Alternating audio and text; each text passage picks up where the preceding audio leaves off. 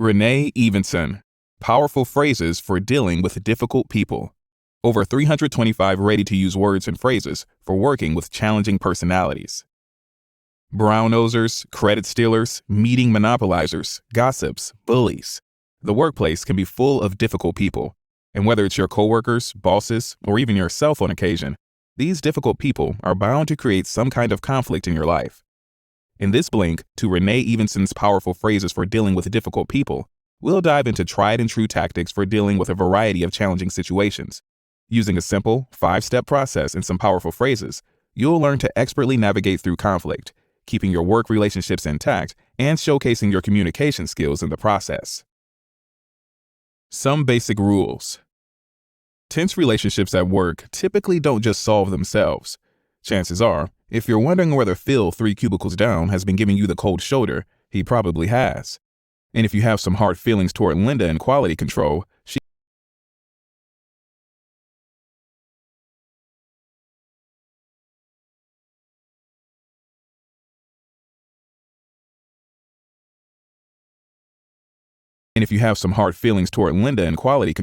she's probably aware of it on some level.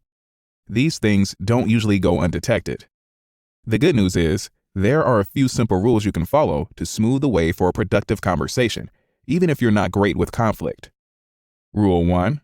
Never say never. That is, don't start conversations with always or never. Take a second to think about the last time you messed up. Maybe someone came to you with an always or never statement like, "You never put your coffee mug in the dishwasher." Did that statement make you feel like putting your coffee mug in the dishwasher? Or did it instead make you feel like defending yourself? After all, you do put your coffee mug in the dishwasher most of the time. A better alternative would be something like, "Hey, I ended up doing dishes today, and it cut into my lunch hour. Would you mind putting your mug in the dishwasher next time?" And this leads us to the second rule. Don't start conversations with you. In the coffee mug example, saying, "You never put your coffee mug in the dishwasher," sounds like an accusation, so it puts you on the defensive. On the other hand, offering an I statement gives you a chance to see how your actions affected someone else. In the next section, we'll explore some common phrases you can incorporate into your conflict conversations. The powerful phrases. The right words can make all the difference in resolving or fending off a conflict.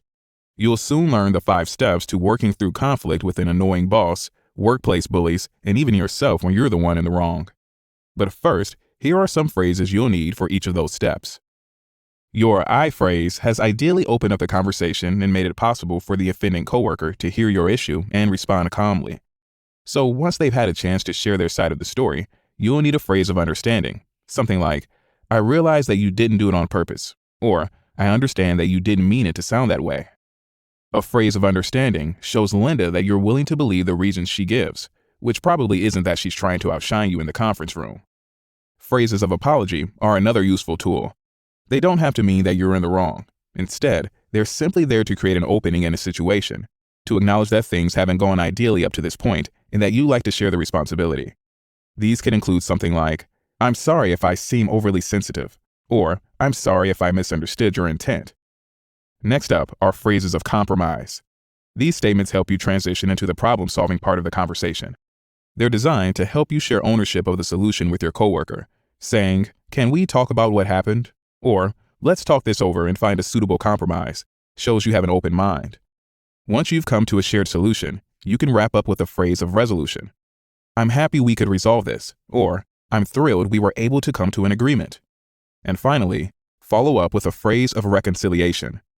Here's one example. "I value our working relationship. Going forward, I think we'll be able to work through any problem." You could also say, "I understand you better now, and I hope you feel the same about me." Feel free to use these phrases as they are, or come up with your own variations that serve the same purpose and intent.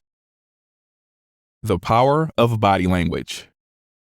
Your conflict management toolbox is almost full, but there's one thing left to discuss before tying it all together in the 5-step process, and that's what you don't say. Nonverbal communication can completely change the meaning of your words. The wrong tone, facial expression, or posture can put a different slant on what you're trying to say. So it helps to keep a few key things, many of them common knowledge, in mind. For starters, don't fold your arms over your chest. Try to have a good, casual posture, with your arms at your sides or hands lightly clasped in front of you. Hold your head up, make eye contact, but bounce away once in a while so you don't come off as too intense. Don't fidget. Instead, use purposeful gestures. Make sure your facial expression is relaxed.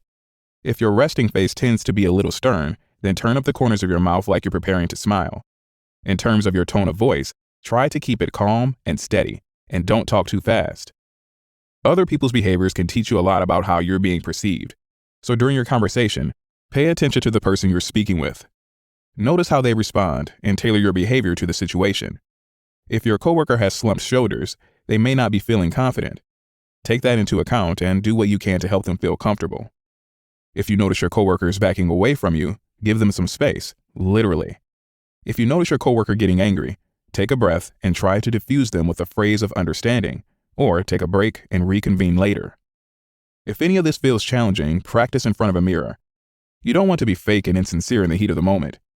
Being able to deftly and authentically manage your emotions and behavior during a conflict is a learned skill, and practice definitely helps. The 5-step process. Resolving conflict is a 5-step process. We'll pair each step with an example to help you put it all together. The first step is to think. Tom felt his face go hot in the meeting as Mark took credit for his idea. In this moment, Tom has a problem, but he's in a meeting. It's not the time or place to speak up. After the meeting, he goes back to his office, fuming. He thinks about confronting Mark in front of the whole office and calling him out. Upon further consideration, he realizes that he has to keep working with Mark, and he doesn't want to have a tense relationship with him forever. The second step is to get a better understanding. Tom calms down. Later, he sees Mark getting coffee and approaches him. "Hey, Mark, I have to say, it caught me off guard when you shared that idea in the meeting. I mean, it was my idea, and now I won't get the credit I deserve. What exactly happened in there?" Tom started with an I phrase, explaining how he felt and how Mark's behavior affected him. Then, he opened up the floor for Mark to explain. The third step is to define the problem. Mark says, "Hey, I just wanted to make sure the idea got heard. It doesn't matter whose it is." Tom is prepared for a little pushback or a denial. He's not going to take the bait and feel belittled for caring about credit. Actually, it does matter whose idea it is. Yes, we're all working together toward the same goal, but around here, people get recognized and rewarded for good ideas. Mark's smug expression fades. "Yeah, I guess you're right. In that moment, I guess I saw a chance to get on the map, you know?" Tom further defined the problem using a patient and calm tone of voice. He was assertive, but not aggressive. As a result, Mark opened up and was more honest. The fourth step is to offer your best solution. "I understand that you wanted to say something valuable in the meeting," Tom said, "but it came at my expense. Let's talk about how we can solve this so it doesn't happen again." "Okay, sure," Mark says. "I just won't share your ideas as my own anymore." "That's great. And if you've got ideas of your own, but you're not sure whether to share them, I'd be happy to workshop them with you. Of course, I'll step aside while you share your ideas in the meeting." Tom used a phrase of understanding to help Mark feel heard and find some common ground. He maintained his assertiveness and used a phrase of compromise to encourage Mark to agree to a solution. The fifth and final step is to agree on the resolution. "So, going forward, we both agree to give credit where credit is due," Tom says. "I'm thrilled we could resolve this. I value our working relationship and want it to continue in a positive light." The two men shake hands and go their separate ways.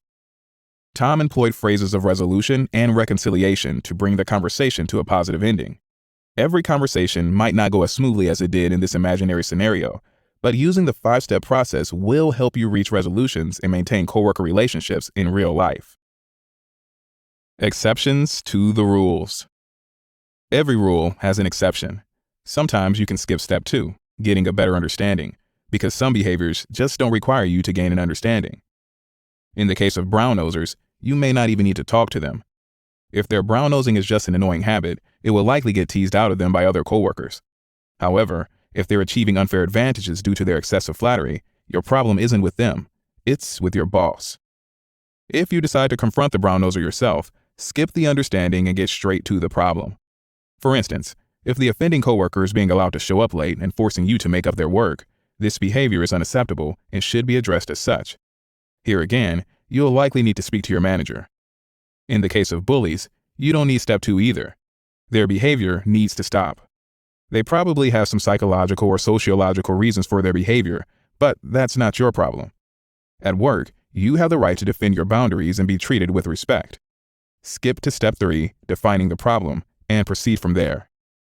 Any behavior that is in and of itself wrong or unacceptable doesn't require step 2 to resolve. In the workplace, it's everyone's responsibility to manage their own behavior, and when they don't, you have the right to speak up. Dealing with a difficult boss. Believe it or not, the same 5-step process applies to dealing with a difficult boss. You'll just need to employ a little more tact and approach carefully. Before addressing your boss, first decide whether their behavior is frequent or offensive enough to warrant a confrontation. If you feel you can ignore their behavior, do that and focus on doing your job the best you can. But if you need to approach your boss, be sure to show respect for their time. Schedule a meeting. Use your I statement to open up the conversation. Be assertive, but lean into the phrases of understanding. Make your solution more of a suggestion than a hard line, unless the situation warrants a hard line. In some cases, it may be important to know when to leave. If your boss is a bully, you can try conflict resolution. But if the situation doesn't improve, there's nothing wrong with updating your resume. Everyone deserves to be treated with respect in the workplace. In the case of an unethical boss, take a look at your workplace culture. If it's a culture that tolerates unethical behavior, it may not be the place for you. When you're the problem. The trickiest situations occur when the offending coworker is you. The problem with being the problem is that other people may not know how to skillfully address their conflict with you. For instance, you may be approached by someone who didn't take the time to think, understand, or define the problem. They may simply walk up and say, "Hey, you just let the door slam in my face, you insensitive jerk. What's the matter with you?" In this situation, fight the urge to lash back. Instead, take a breath, and if you're still not calm enough, walk away until you are. If you are calm, though, you can initiate a different variation of the 5-step process. First, check your posture. Get control of your facial expressions and speak with a relaxed, controlled tone. Given the situation, you may want to begin with a phrase of apology to open the door to understanding. "I let the door slam in your face? I had no idea. I'm so sorry." Your coworker counters, "You saw me there. I saw you look over your shoulder at me. I'm not just going to allow people to treat me like that." We're still in step 2, understanding the problem. You might use a variation on a phrase of understanding by saying, "I wouldn't allow people to treat me like that either. You have every right to expect more respectful behavior." "Yeah," she might say, starting to calm down. "In my last workplace, I was the only woman on the floor. The men there got a kick out of refusing to hold the doors for me. They said I should be treated equally. It was obnoxious." She just defined the problem for you. You might say, "Yeah, that really is obnoxious. Let's talk about this so it doesn't happen again. Do you mind hearing my side of the situation?" She says, "Sure." Now you can move into offering a solution. "Sometimes I get lost in my thoughts. I'm sure I glanced over my shoulder, but I truly don't remember seeing you. Again, I'm very sorry. I'll try to be more present when I'm moving from place to place." "Thanks," she says, "and I'll try not to assume you meant anything by it next time." "Well, hopefully there won't be a next time," you reply. "I'm glad you confronted me. I wouldn't want things to be weird in the office." See what you did there? You just diffuse your coworker's anger by keeping yourself calm and looking for an opportunity to take responsibility for the wrong or perceived wrong you incurred. You've just listened to our Blink to Powerful Phrases for Dealing with Difficult People by Renee Evenson. The key message here is that you have more power than you think when it comes to dealing with difficult people at work. To keep your relationships healthy and tension-free, use I phrases when starting conversations. Check your body language and voice tone. Integrate powerful phrases and follow the 5-step conflict management process. Whether it's caused by coworkers, bosses, or even yourself, conflict doesn't have to result in damage. All right, that's all for now. Thanks so much for listening, and if you can, please leave us a rating. We always appreciate your feedback. See you in the next Blink.